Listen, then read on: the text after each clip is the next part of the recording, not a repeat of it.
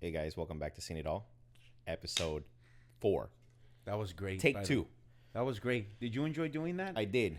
Did you see how excited he was as he was holding I it? mean, I've done it on did. productions before. It's always, hey, You've always done it before in production? I've done it before in production. Yes, I've always clapped. He claps. Oh man, it's been a while, man. It has been. It's good to be back, It's man. good to be back. Good to be Really back. has been. We've seen quite a few movies, old and new. That is true. movies. And guys, there's very exciting news. Do you want to tell them? All right, I think we should. Hold on. All right, ready? You want to clap for this one? No, I'm not gonna clap. I think they can clap after once they find the news.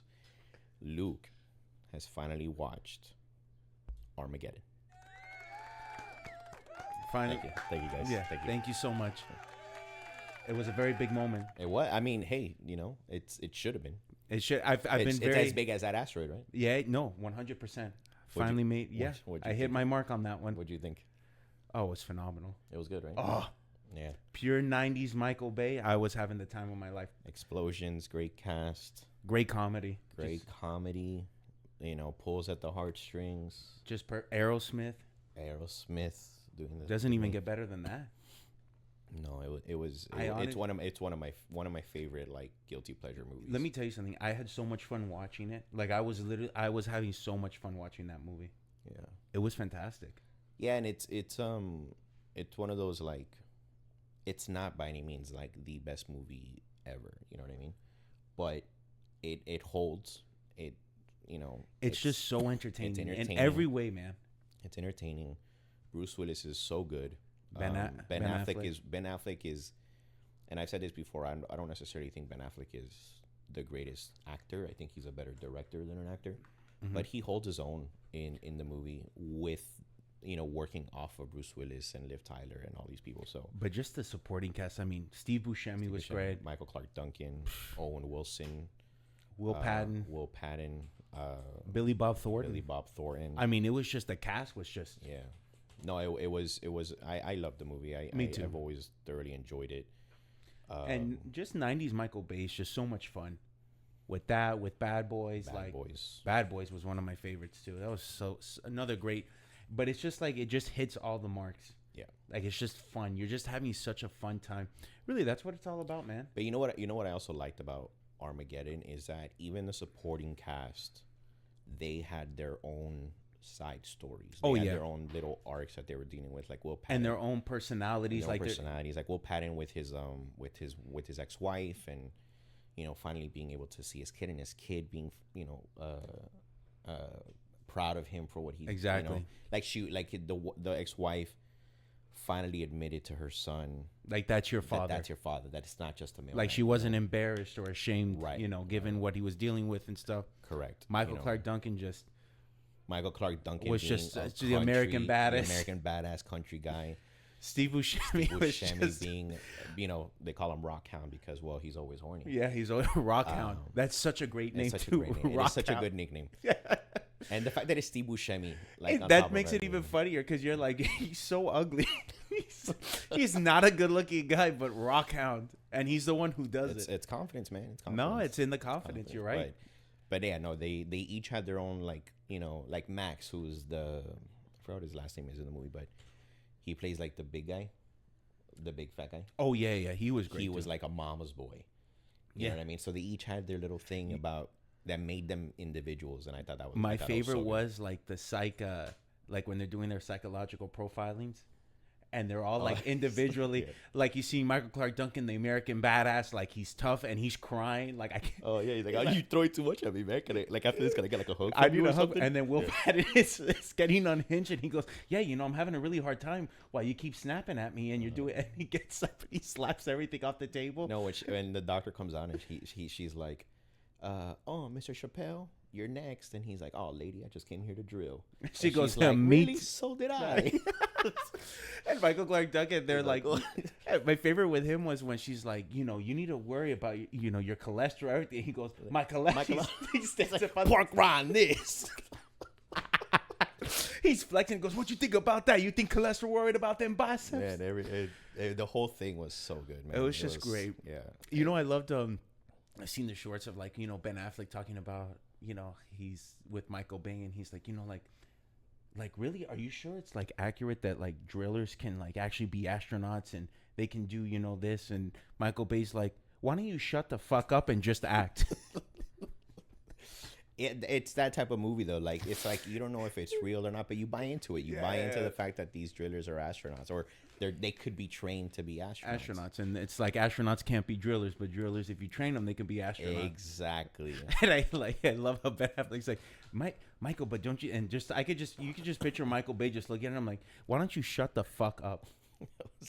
It's too good of a movie. I really enjoyed it. It was great, man. I'm so happy I saw it. That was like one of those things I would never talk about or say. Like that I've never seen Armageddon. I mean, you know, I'm glad you finally saw it though. No, me too. I'm glad you were able to close that chapter and move on to the next. Oh, 100%. But you know what? I will say this though. I was ridiculed for a very long time. Why? Because it had been a very long time.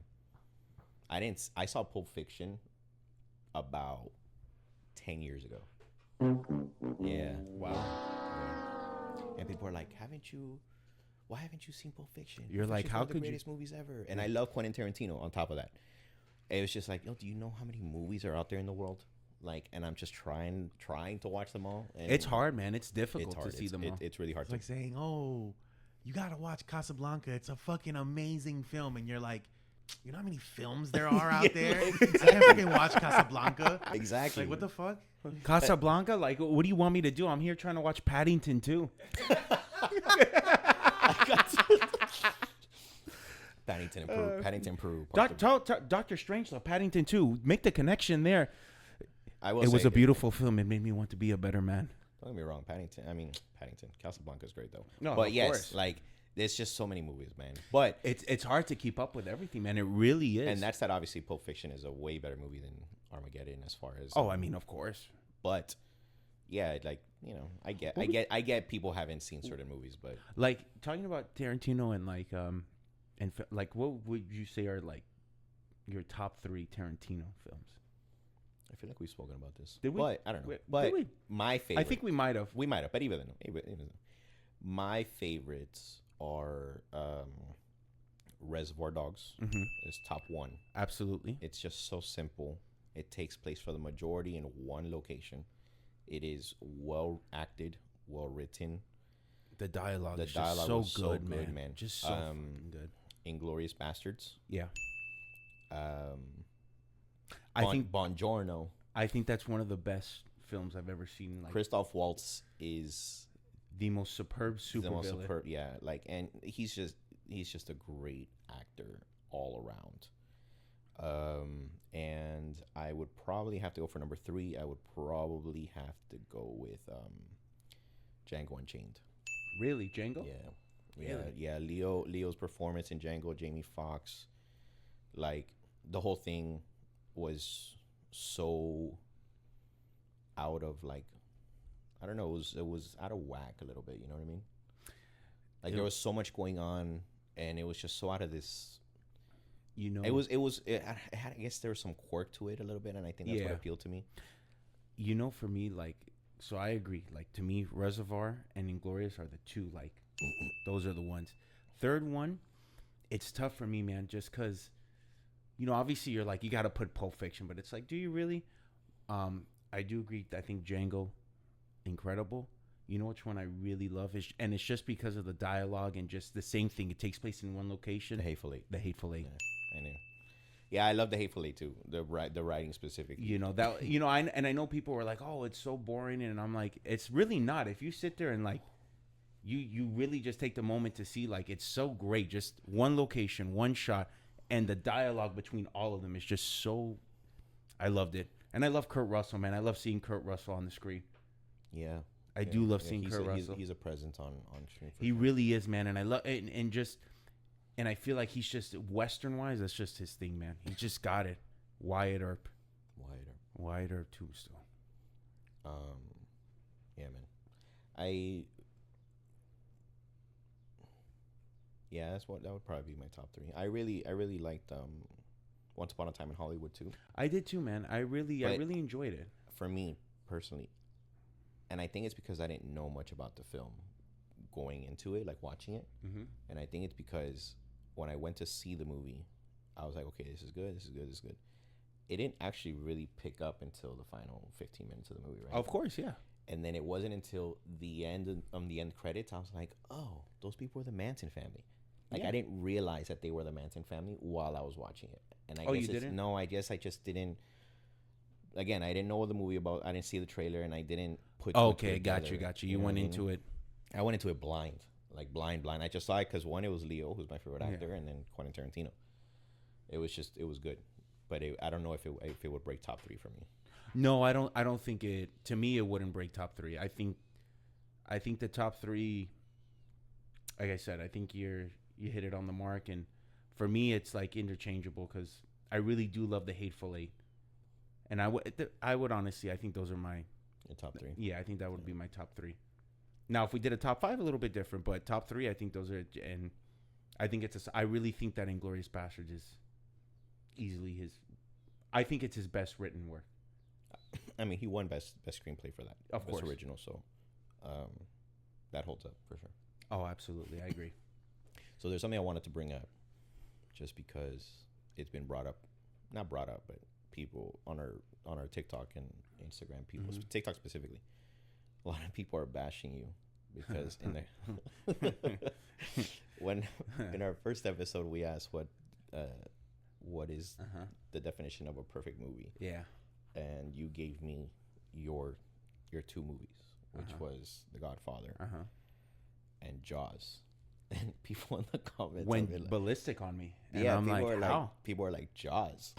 Who's ever said Jaws was the perfect movie? Honestly, and I'm going to be honest with you.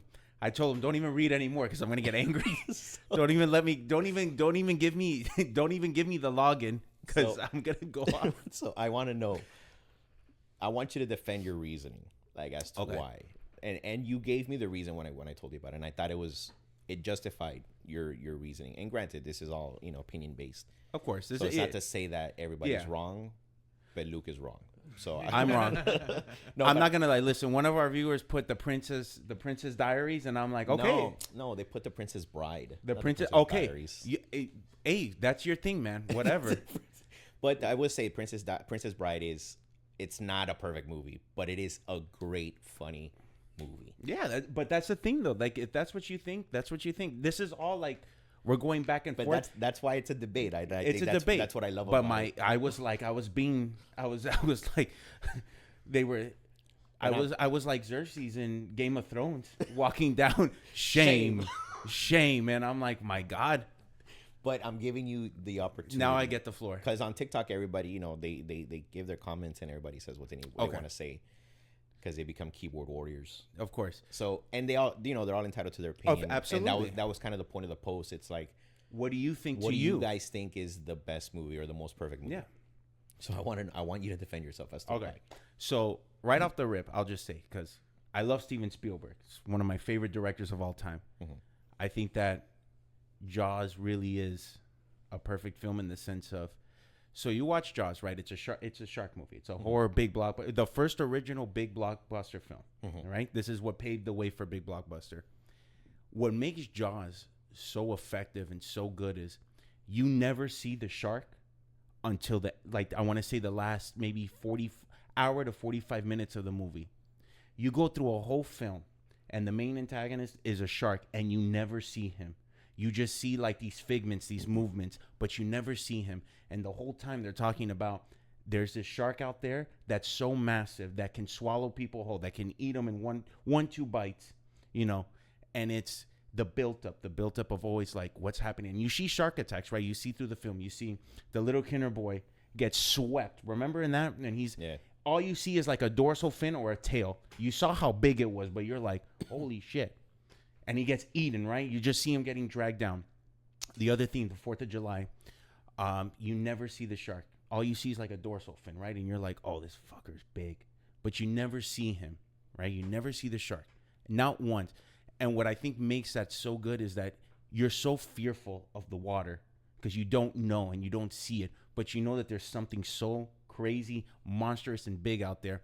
Like the one scene where the two fishermen at night, they go out fishing. They're like, we're going to catch the shark, right? Uses his wife's Thanksgiving roast beef that caused his divorce later on. And so they go out, they're fishing, they're waiting out there. You see them on the dock, right? And you just see it, right? It starts getting pulled, right? Mm-hmm. And you see the shark. They're like, oh, it's going. They're on a dock. The fucking shark rips the dock off. Rips the dock right off, right? And they're getting swept under the water, and they're going. It's the middle of the night. The music's going. First of all, the score, too, in the 70s, and that was one of the best scores ever made. And I think, based on, just to your point, the fact that we didn't see him. We didn't see Jaws throughout the entire film until towards the end. And then the music that plays, the 2-beat music that plays. Yeah. When the fin shows up, or when we sense that he's there. Like, it's like, oh, this is something scary. And you're just so fearful because you're like, you're in the water. You don't see what's in the water. And that's the scariest part, is you don't know. Yeah. And you never know. And that was the thing. And then going back to like that dock scene, there's a scene where I guess the shark gets caught with the dock, and it literally, there's a point, and then the music playing with the dun dun dun dun dun dun dun dun dun, and then you see the dock move, and it starts going after the person, and you're like, holy fuck, what the fuck is that? Like, that's terrifying. Yeah. Yeah, it's the unknown in a sense. It's the unknown, and then when you finally see it, you go, holy shit. Yeah. Like the one scene with the guy in I'm gonna mispronounce it, so I'm not even gonna say it. But he's like on the little boat, and he's with the kids. It's the 4th of July, and the shark flips over the boats, right? Both of them. And all you see is like, you get like a glimpse, right, of just the face, like the little under the water where he comes, not even like forward, sideways, and just sweeps the guy under. That was terrifying to me. Yeah. Like I remember watching that, and I was like, I don't want to ever go to the beach. You don't. Yeah. You don't. And I think that was the point. I think that's what he was trying. And I just thought that, like, obviously as a shark movie, even to this day, that's the way, even the design of the shark, everything, like, it was the most accurate looking great white shark. Because, now you have everything CGI. It's very hard. It's very rare that you see like a practical effects anymore, Yeah. And the fact that whole shark was practical effects, like they made it. Yeah. And it was very accurate looking. And it was a full. It was a 25-foot full great white shark. So, and that was still terrifying to see. Like, wow, But it's just that, like, the way that Steven Spielberg just made you terrified of the water, and he didn't even need to use the shark, really, not until the end. No, and I think that kind of, to his credit, is what made the movie good. It did. It made it great. You were in.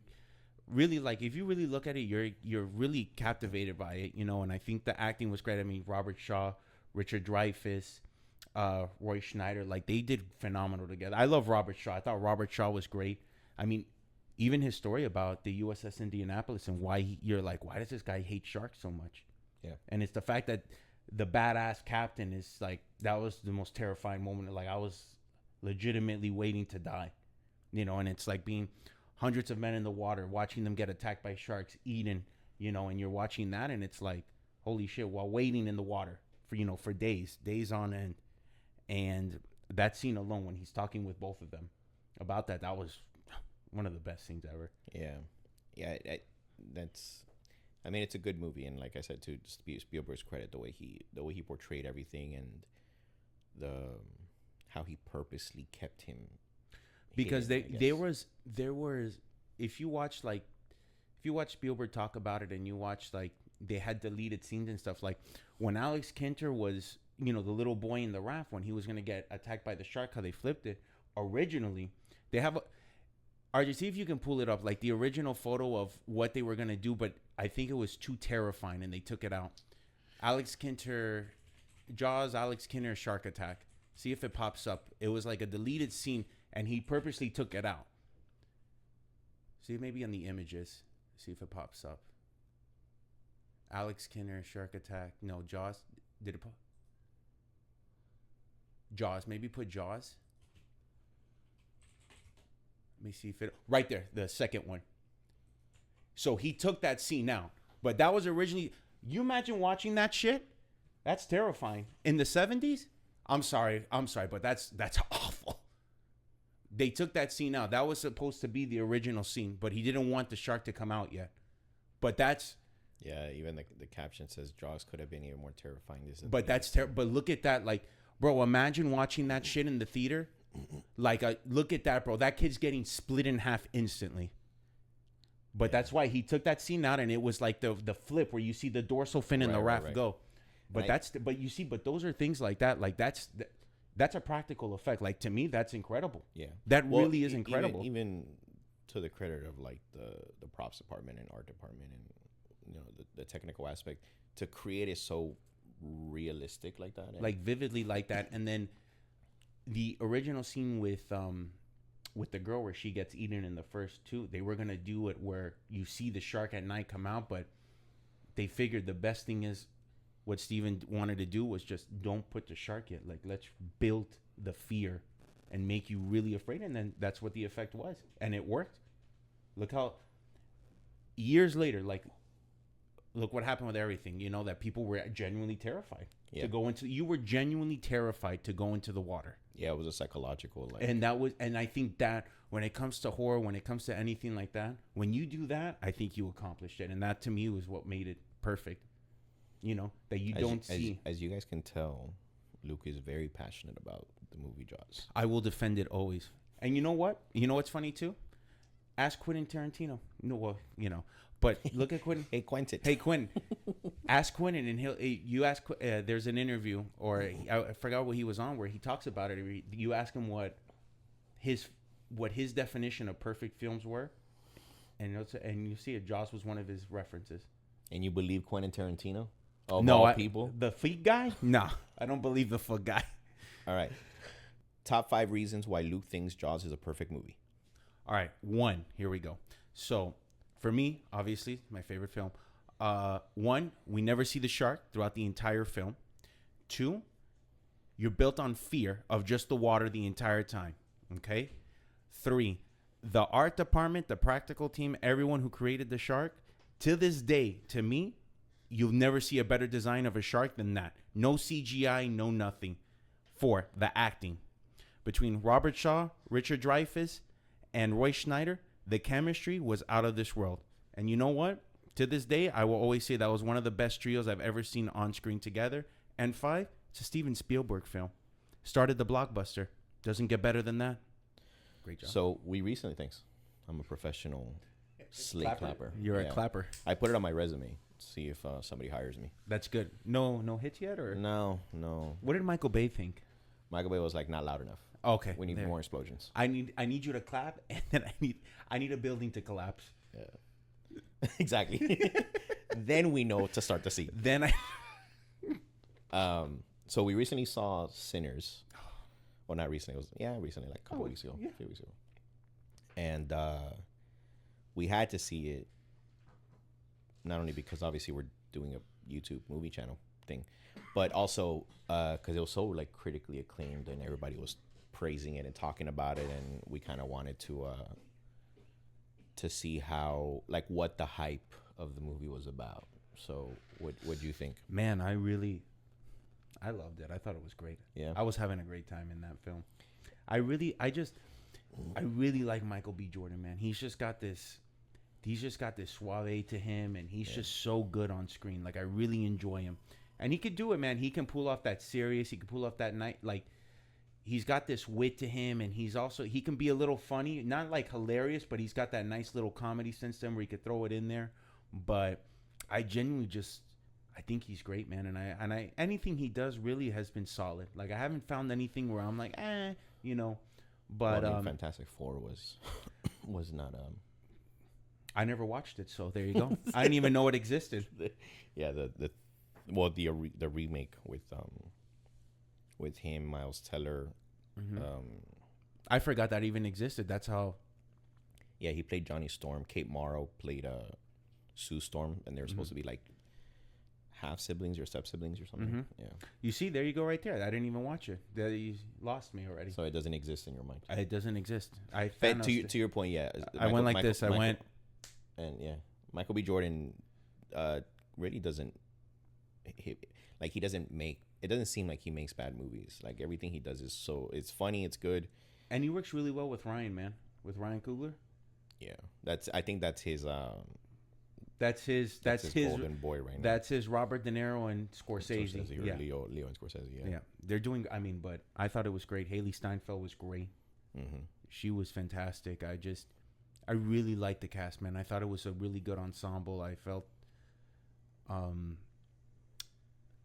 he did very well playing the twins, because that's hard, man, to play to do the twin roles and looking. I don't know how that works. Like, are you looking at a green screen? Are you just pretending someone's there? So I guess it depends on how people do it, but normally it's like a stand-in. Okay. So you can kind of see how. Gotcha. So you can get a reaction out of the person.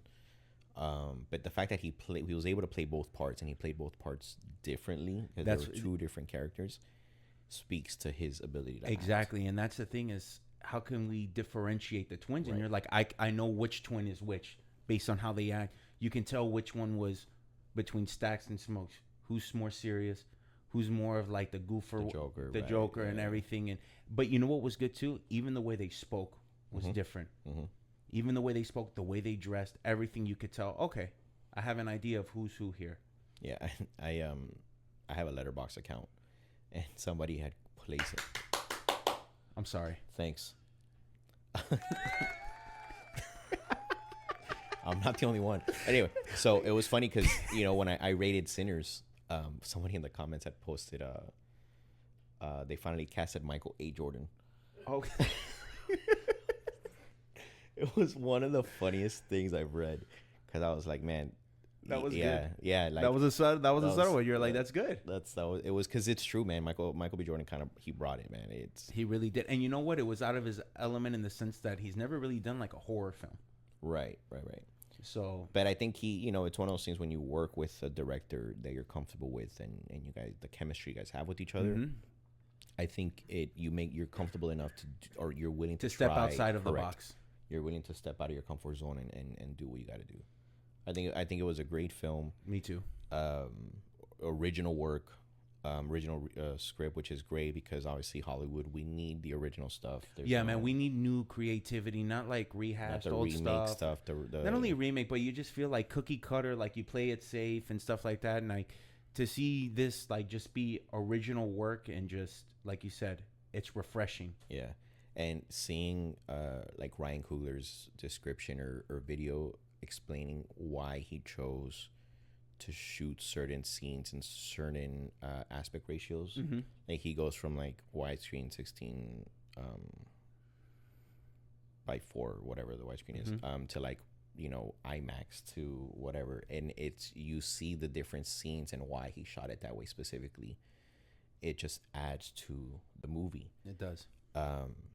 I thought the movie was great. Obviously, as I've said before, it's not a perfect movie. I do have my things about it. 5 reasons why Sinners is a perfect film. Can't even think of one. No. Like, for me, it was. I wish I would have seen the reason. I wish I would have seen how the vampires got to the town in the first place. Yeah. Right? Because they've been living in this town for a while, apparently. And I just wish I would have seen how they got there originally. Because they explain it. Yeah, and I think it was just the one. Like, we had the one, we didn't really... Because we see him as a loner, obviously getting chased by the Indians, and then he starts creating them again. So it's like...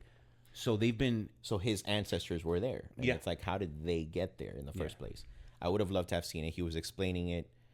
Very briefly, too.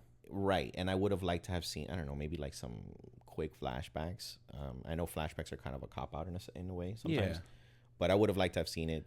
I would have loved to have seen Michael B. Jordan, like Stokes and Stacks, like as gangsters in Chicago working for Al Capone. That would have been pretty cool. That would have been really cool. That would have been cool. Like, I was like, oh, shit, really? And they're famous, You're like, oh, so these motherfuckers are real good gangsters. Yeah, these are some real gangsters. And I'm like, I would have loved to have seen that. Like, them actually working for the Chicago outfit. That would have been pretty dope. Yeah. The music that they played, was really good. I liked the story, the point of the story where they connect the idea that music has connects all the generations, right? Yes, and if not only the past, but the present and the future. When I was watching that scene where they were including music from the future, at the time as I was watching, I was like, "Well, this doesn't make any sense," because in my mind, I'm thinking, how does this kid know what music would look like in the future? And I don't think that was the point. It wasn't the point, right? Like I think, and I can make my peace with this, that it was the influence. It was the influence that comes, and it's like, because in the movie, for those who haven't seen it, he's playing music, but he's with his eyes closed, right? So I don't think what's the what they portray in that scene is not for him. I think it's for us as the audience to see how the generations connect with each other, and the music, how it basically stands the test of time. Exactly. And I think that's where after I sat on it for a bit, I was like, okay, I see why they did that. Because in the beginning, I remember watching that, and I'm like, why is there a motherfucker crib walking? I'm like, where the fuck did that come from? Yeah. Like, you're seeing, but I like the transition you see from tribal to everything, and then it goes to modern where they're at in the 30s with the blues and everything. Then you go into, you see like rock and roll Prince. Right. Then it goes into DJing, like hip hop DJing, then to hip hop, then to like hard rock, and then it goes into DJing again. But I promise you, the best thing I ever saw was in the middle of all that. I'm talking about like tribe dancing, and then I see a motherfucker crib walking in Adidas, just crib walking, and I'm like, where did this guy come from? How did that happen? But that's why I was like, what is going on here? No, for a moment you're like, what? Yeah. How did Prince get here? But other than that, to me, like, it was a great movie. It lives up to the hype for sure. It does, and I like the one scene where the father, where he told him, the pastor, he was like, "You keep dancing with the devil, you're gonna knock one day." And then that was like that scene where he sees them all, the dancing and the music, and he's like, "Oh, yeah, I want that one." Because all that circular music is of the devil. Mm-hmm. That's right. It is. I like foosball. That's the devil. I like being Petticoat, and she's coming her boobies. Oh man, Waterboy is one of the Waterboy reference. I'm sorry, guys. It was a Waterboy reference. Actually, speaking of Adam Sandler, the new Happy Gilmore 2 movie. I haven't seen the trailer. I haven't seen the trailer either, but I'm pretty excited. I don't know if it's gonna be any good.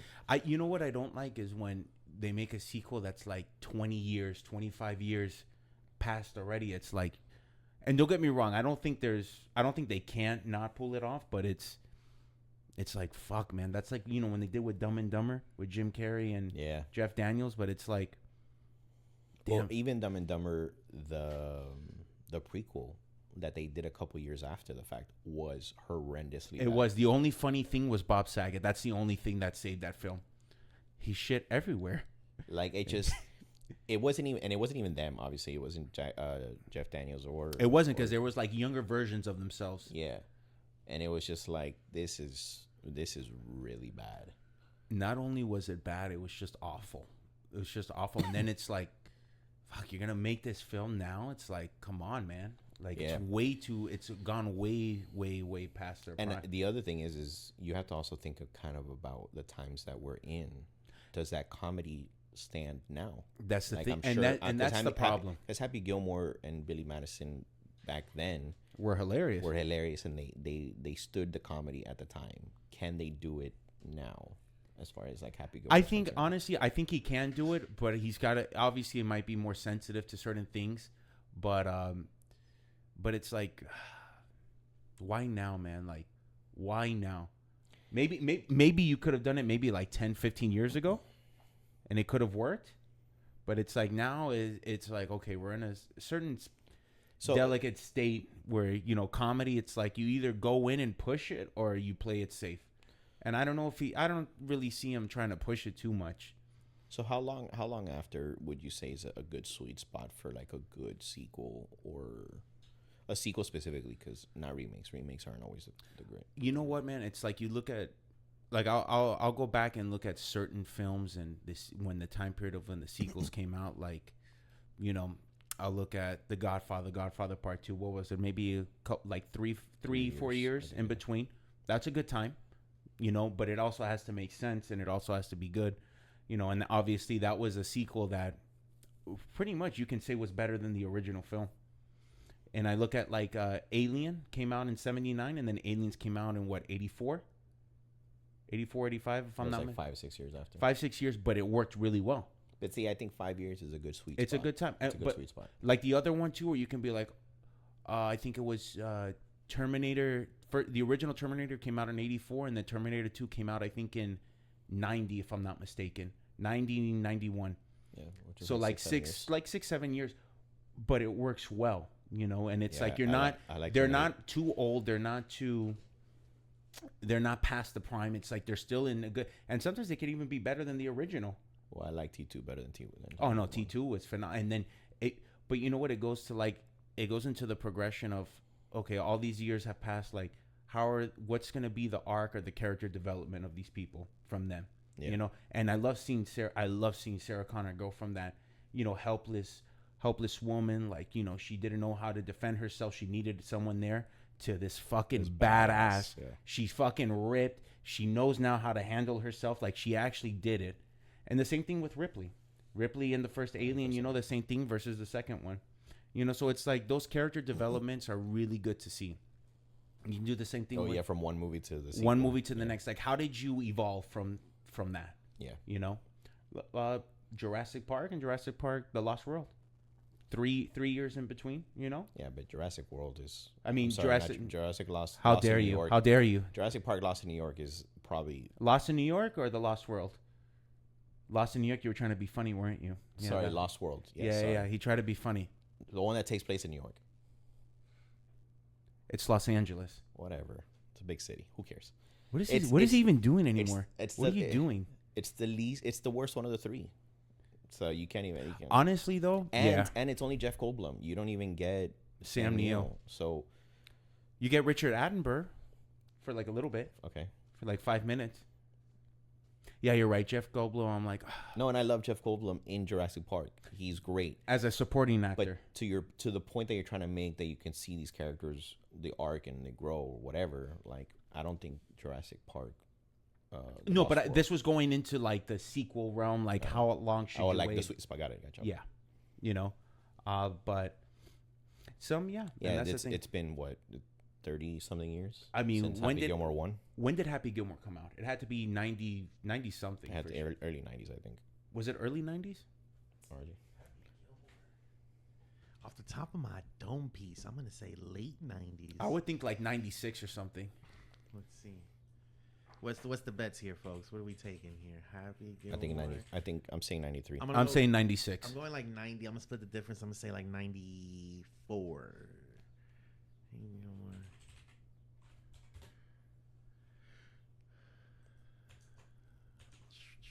Fuck yeah. 96. Good job, man. Luke. Yeah. 96. Look at Luke. Perfect. Right. Hey, that's Nico's birthday. Shout out to Nico. Nice. You see 96? Fuck, it's been 19 years. No. Sorry, my math was off. I was writing the high of getting it right. Nigga said 19 years. I go way off. Yo, I'm sorry, way off. 29 years. Straight up. I think you need math to be a firefighter, dude. No, you don't. All you need to be is ready, dumb, full of cum. That was funny. Wow, I was writing the high of getting it right, and I totally went off the rails there. 29. Yeah, 29. It's a long time. That's 29 years. Yeah. But yeah, speaking of sequels and remakes, I ended up watching Lilo and Stitch. Did you like it? I've heard it's fantastic. Did you really enjoy it? I did. It was good, man. I know there's a lot of criticisms on both sides. It's like it's really good, and then there's others that are negative about it. What would be certain things changed? Oh, okay. That's what I was gonna ask. What would be the negatives? They changed a lot of things about the movie. Mm-hmm. Like the whole idea of Ohana, means like no family gets left behind, right? Mm-hmm. So in the live action, Nani, who plays the sister, actually leaves to college. She leaves Lilo behind. Oh, really? Yeah. Oh, so she. But there's factors that play into it that you're kind of like, okay, I get it. One, on top of the fact that it seems like the Nani in the live action movie is younger than the Nani in the animated version. Because the one in the animated version looked like a full blown, like she Like wasn't adult. a college student, Right. like, you know, anything like that. The one in the live action was like a 19-year-old kid, 18. Oh. Kid. Yeah, Oh, like okay. she looked like it because she wants to go to college and Okay. you know she's trying, or you know she wants to, but she can't because she has to take care of Lilo. Okay.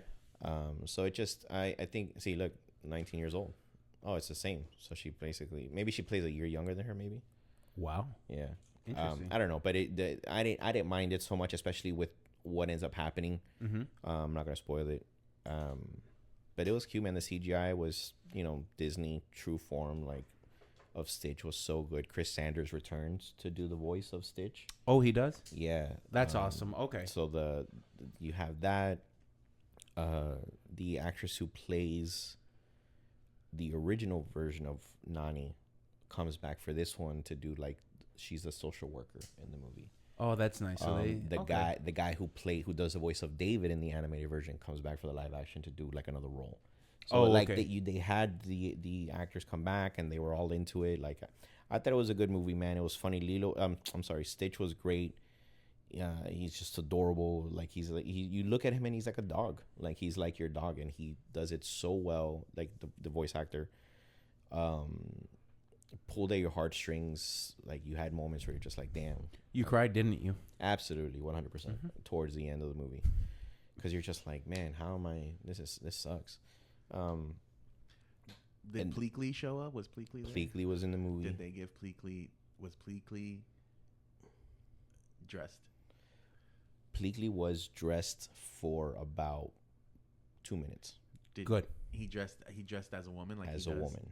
Okay, They dress as a woman for like 2 minutes. Good. And then they end up the alien and Jumba, who's played by Zach Galifianakis. Nice. They both dress as women for like 2 minutes.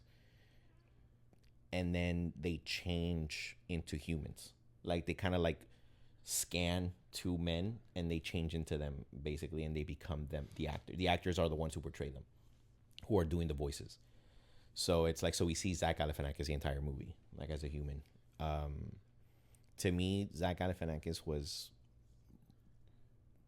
I love him as an actor, as a comedian. He's great, but his voice did not match Jumba. Gotcha. Like it just felt so like, I don't know. It didn't seem as the way Jumba is. It didn't seem big.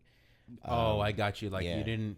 You expect, because you know, like when you like, the same thing, like when you listen to like Jabba the Hutt, the voice matches the character. Right. Got it. His voice did not match the character. Gotcha. Okay. But yeah, and the little girl who played Lilo, like this was, I think, her first acting credit, and you would think that she had been doing this for years. She was so good. Good. The way she played off of Stitch, it was, you know, and Stitch obviously is not really there. So I thought it was great, man. I thought it was a cute movie. You go into it expecting too much and you're gonna get disappointed. Just go in there, enjoy it, have fun, just take it for what it is. I will say it is one of the top 5 Disney remakes, live action. Really? Yeah. You think there'll be a sequel for sure? Probably. Okay. I don't think they need it, but you know, Disney and everything about money, they're gonna try it for sure. Of course. But do you think they'll do a Snow White one, like a sequel, or? Oh God, no, I don't know. Oh, okay. I hope not. We don't talk about that. Did you guys watch Snow White? Of course not. I never got a chance to. No. So I really can't tell you if it's good or bad, but based on just how performance was and everything, I know it didn't land with everybody, with the public. But as far as like the live action remakes, I would say Lilo's top 5 for sure. Good, man. Yeah. And good. What would you give it out of 5 stars? About a 3.5. 3.5. 3.5. Okay. I in talking about sequels, I saw Final Destination Bloodlines. Oh yeah. How was that? I really enjoyed it. I thought it was really good. The story made sense. You know how it starts off, the premonition, then cheating death, and then death coming after you.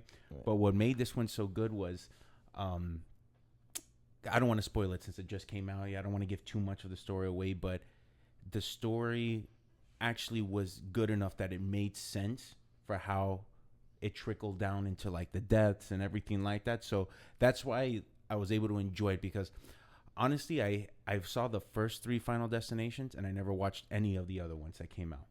4 or 5. 4 or 5. I only watched the first 3. The third one, whatever. The first two obviously were great.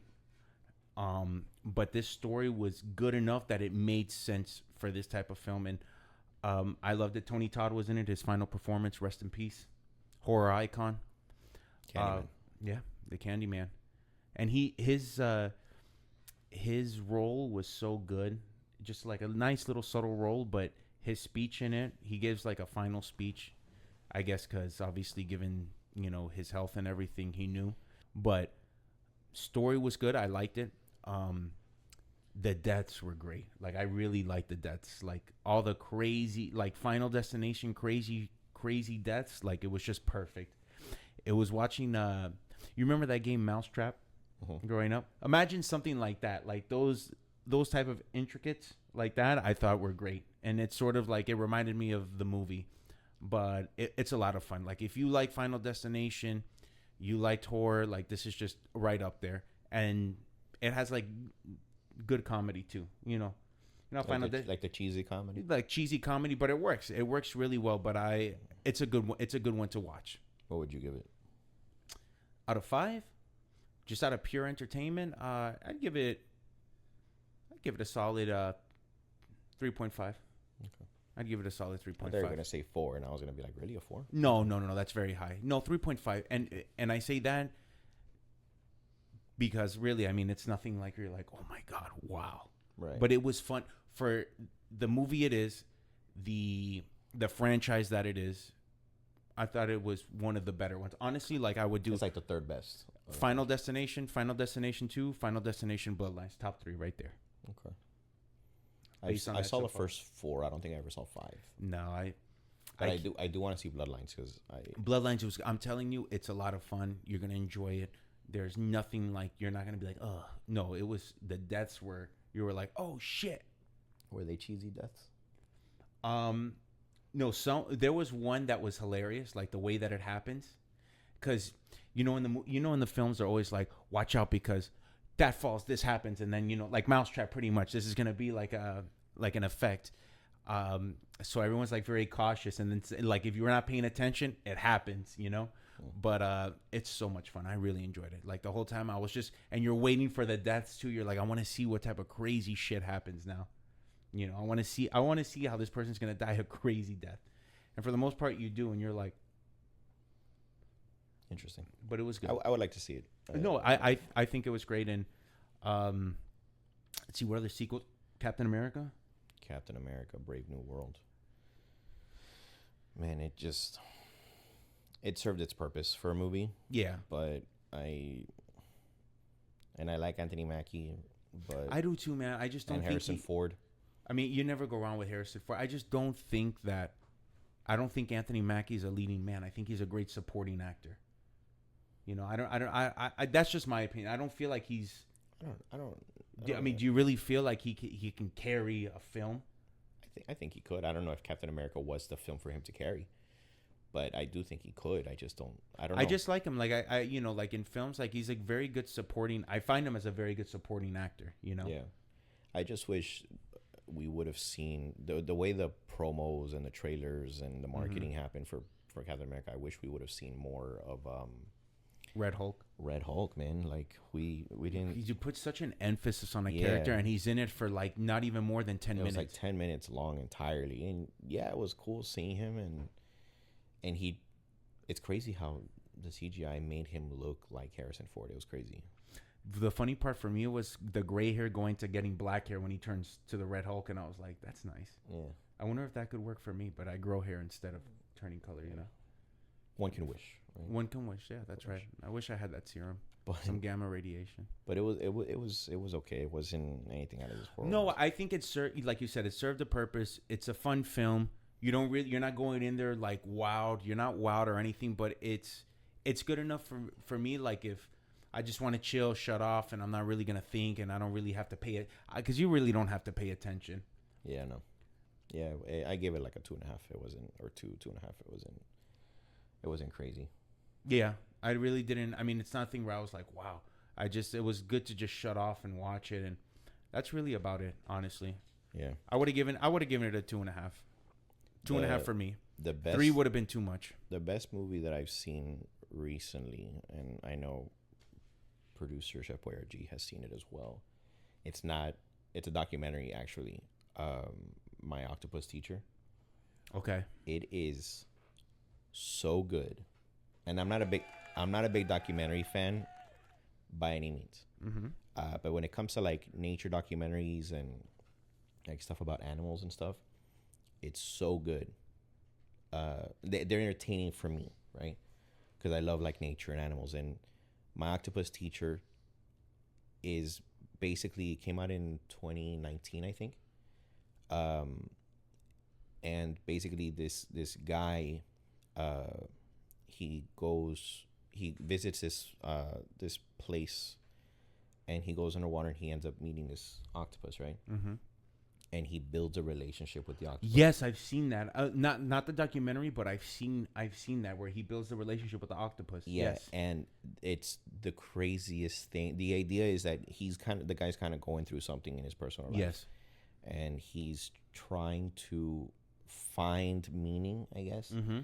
And the octopus kind of like him vicariously, like not living vicariously to the octopus, but seeing how the octopus kind of lives and the things that it does and how it adapts to things. I remember he watched the octopus get attacked by a shark, and he doesn't do and anything. And he can't do anything. And that's what he says it when we hear his voiceover. He's like, there's a line between human and animals that can't be crossed. He's like, and I had to watch it happen, and I had to sit back and see what happens. But then the crazy thing is how you see how the octopus adapts mm-hmm. to the attacks, to everything, and how he moves or how she moves and everything. And it was such a good documentary movie. It's RG's favorite animal, which is why I had asked him. I was like, hey, have you seen it? He's like, bro, yes. And he thinks that octopus are like aliens of the ocean. They're the aliens of the ocean. Aliens of the ocean. They're smart, man. Dude, they're actually they are very genius. Smart. Yeah. Genius. Do you think you could have just sat back and watched the shark attack him, or would you have? Yeah, because you kind of... I feel like I could have. You kind of have to let nature take its course. If I was in his position, yeah, I'd probably... Because if you're already there, you already have that ethic, you know? Right. You kind of appreciate nature as it is. You have to be like, look, this is my homie, but I have to like... I gotta let it happen. That's like if you're out with your friend and your friend gets into a fight, you can't just punch the other guy because your friend got into a fight. You gotta let your friend kind of handle his business. Now, if he's getting jumped, no, that's different. Yeah, that's different. But if it's 1-on-1, you gotta let it take its course. But even then, still, actually, matter of fact, in his case, even if the octopus was getting jumped, he'd have to get got. You know, he wouldn't interfere. Yeah, and that right. If there was like 5 sharks going after him, he's like, well, I'm gonna get attacked. Yeah, but you gotta get the fuck out of there. You can't. yeah. And it was so good. Like I said, I'm not a documentary person, and we normally always talk about fictional stuff here. Mm-hmm. But I highly recommend that documentary, 100%. It's good. I remember that story. It was the bond that he built with the octopus. Yeah. And what it taught him, like how to adapt, and then after that, like he built his relationship with his son, and then his son would join him. And his son would join him. The son actually met the octopus at some point. Yeah. And then I think they met the child too of the octopus, right? Well, that was kind of because I think she had a baby. She had babies. Yeah. And she had babies before she died. Yeah.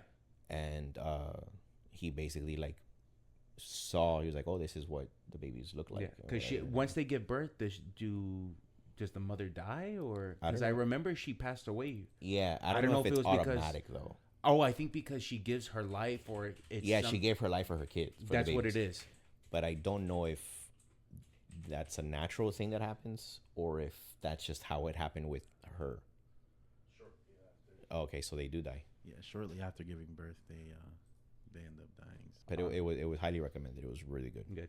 I saw this movie with like 4.5 stars. You give it 4.5? Take 6.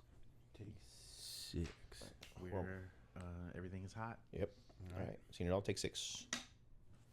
Perfect. So a film I want to recommend that I watched that was really good. It's a little bit older. Not that old. I would say maybe I think it came out in 2023. It's with Benicio del Toro and Justin Timberlake and Alicia Silverstone. It's called Reptile, and it's a thriller. It's like a psychological detective style thriller. Sort of reminds me of True Detective season 1. Love True Detective. Yeah, that's one of the best series ever. I give it 4 out of 5 stars. Okay. What would you recommend? Give me 3 bullet points why you would recommend. First of all, Benicio del Toro in anything that's like psychological or thriller, he just has that presence where it's like an unpredictability to him, but also that he has like that mysterious. You don't know what he's gonna do. Also, the story was really good. I really liked the story. Story was good, and then the setting of the film with lighting, color palette, everything. Oh, Michael Pitt is also in it, and he plays like a really creepy, like you don't know what's going on with that guy, but I really like it. But mostly, I like the I really like the color palette, the lighting, everything that really gave it that dark sense, that mood, that very dark. Even from the beginning of the film, very dark. But I really liked the chemistry between the cast. I felt everyone worked really well with each other. But I was engaged through the whole thing. The whole thing, I was like, whoa, what's going on? What's happening? Very eerie too, because I like that.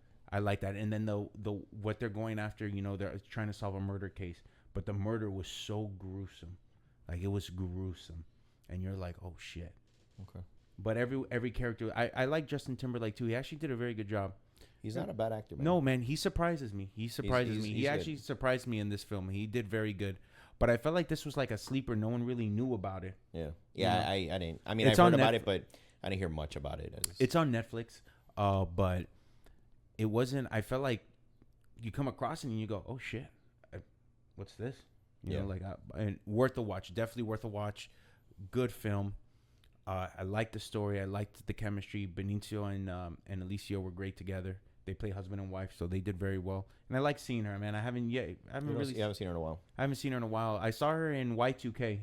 Oh. I saw her in Y2K, but still, like, I haven't really seen her, so it was really nice to see her. But I highly recommend that one. If you're into psychological thrillers, you're into dark, like dark type of films, this is really good. My personal rating, 4 out of 5 stars. 4 out of 5. 4 out of 5. So it was good, man. I really enjoyed it. And speaking of Benicio, we have a few movies coming out soon. Actually, today, The Phoenician Scheme. Yes. Starring Benicio del Toro, Wes Anderson. Love Wes Anderson. Love some Wes Anderson. What do you know what one of my favorite things is about Wes is the color palette in his films, like those choices in colors and everything. I really enjoy that. He has a distinct style. Very, very distinct. You know that it's Wes Anderson. Yeah, his framing, his camera shots, the color palette, like you said, is very washed. Yes, style, like the wardrobe, very Wes Anderson. Like you could just tell this is a Wes Anderson film. Top 3 Wes Anderson films. Oh, The Royal Tenenbaums,